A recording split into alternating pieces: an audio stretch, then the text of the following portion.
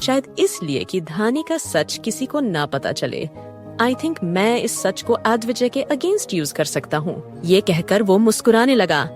धानी ने जब सुना कि अग्नि उसका सगा भाई है तो वो चहक चहक कर पूरे घर में घूमने लगी और उसने सबके कानों को खा लिया था। वो हर किसी के पास जाती और चिल्लाकर कहती कि उसे उसका भाई मिल गया। धानी काफी ज्यादा खुश थी। रात के वक्त सब लोग डिनर करके चले गए।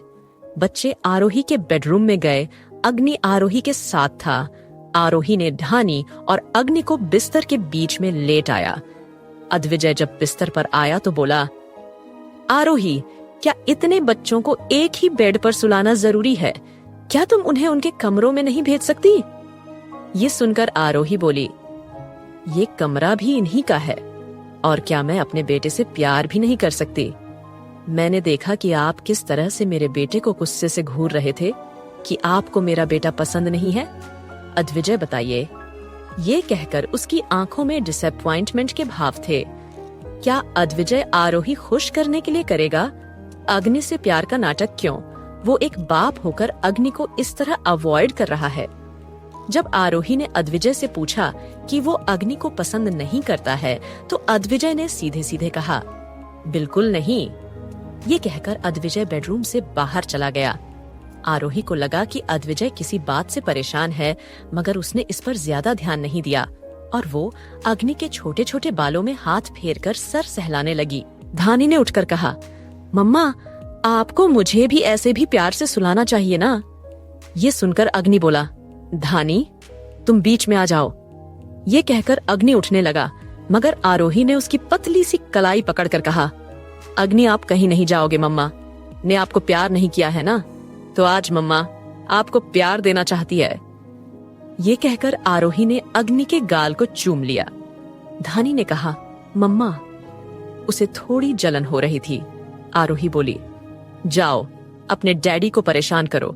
तुम्हारे डैड जब अपने बेटे को प्यार नहीं करेंगे तो मम्मा को ही तुम्हारे भाई को डबल प्यार देना पड़ेगा ना।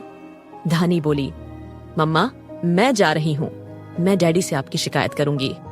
ये कहकर आरोही के पास से धानी नीचे उतरी और भागकर नीचे गई।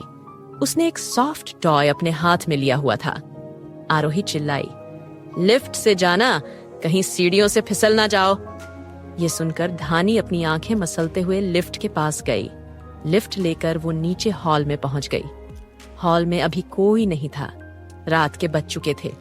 धानी को पता था कि अद्विजय अपने स्टडी में होगा, तो वो स्टडी की ओर बढ़ गई। स्टडी में अद्विजय अपने लैपटॉप पर काम करते हुए दंश से बोला, दंश, सिया इंडिया से नहीं गई है। वो जरूर एक मौका देख रही होगी हमला करने के लिए। ये सुनकर दंश बोला, बॉस, फिर तो मैं सिक्योरिटी बढ़ा देता हूँ।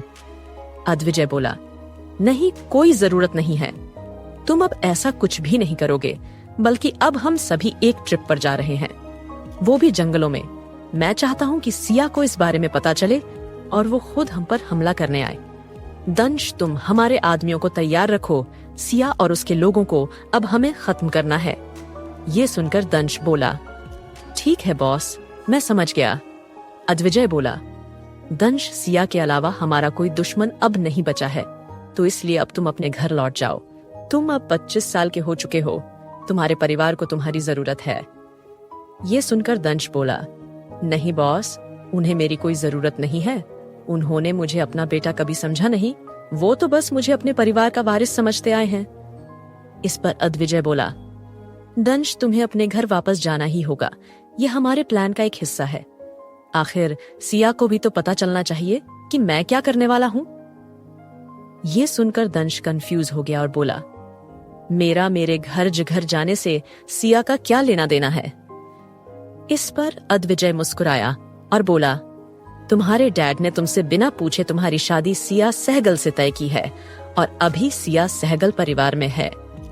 ये सुनकर दंश शॉक रह गया और उसने बड़ी हैरानी के साथ सवाल किया, बॉस, ये जानकारी तो मेरे पास भी नहीं थी। आपको इस बारे में कैसे पता चला? इस पर अद्विजय मुस्कुराया और उसने दंश को कोई जवाब नहीं दिया।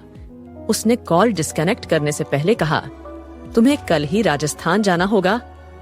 अद्विजय फिर लैपटॉप बंद करके उठा। तभी उसने नोटिस किया कि स्टडी रूम के दरवाजे को खोलकर कोई अंदर आ रहा है। उसने नीचे देखा तो धानी सामने खड़ी थी। उसके बाल अस्त व्यस्त हुए पड़े थे और उसके हाथ में एक सॉफ्ट टॉय था जिसको उसने कसकर गले लगाया हुआ था। धानी ने व्हाइट कलर की चिकनकारी कुर्ती पहनी हुई थी और उसके पैरों में कुछ भी नहीं था। अद्विजय जल्दी से आगे आया और उसने धानी को अपनी गोद में उठाया। उसको गोद में लेकर अद्विजय ने धानी के पैरों को अपने हाथ में पकड़ते हुए कहा, धानी, अभी हल्की सर्दी है, तुम्हें अपने पैरों में स्लीपर्स पहनना चाहिए ना। ये कहकर वो धानी के पैरों में गर्माहट देने लगा।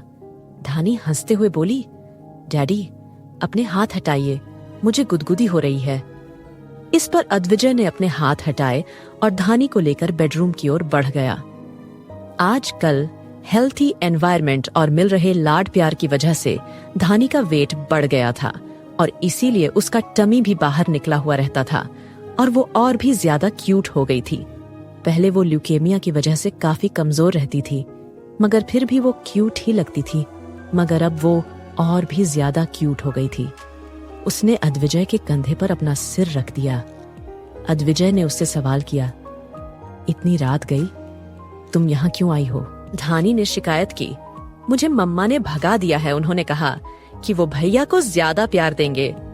इस पर अद्विजय बोला, लगता है उसे घर में लाकर मैंने गलती की है। धानी बोली, नहीं डैडी, आप भैया को कुछ मत करना। धानी भैया को बहुत प्यार करती है। अब धानी के पास एक कंप्लीट फैमिली है। अद्विजय ने फिर धानी से कहा, धानी, डैड और मम्मा एक ट्रिप पर जा रहे हैं, क्या आप दोनों घर पर रुकना चाहोगे? धानी बोली, ना डैडी, ना, आप हमें छोड़कर बिल्कुल नहीं जा सकते। धानी भी आपके साथ जाएगी और भैया भी। इस पर अद्विजय बोला, ओके फाइन। ये कहकर अद्विजय बेडरूम की ओर बढ़ गया। उसने भी सोचा कि धानी और बाकी बच्चों को ले जाना साथ में सही रहेगा, क्योंकि अगर वो और अगर आपको यह कहानी अच्छी लगी तो हमारे चैनल को सब्सक्राइब करें और लाइक करना ना भूलें और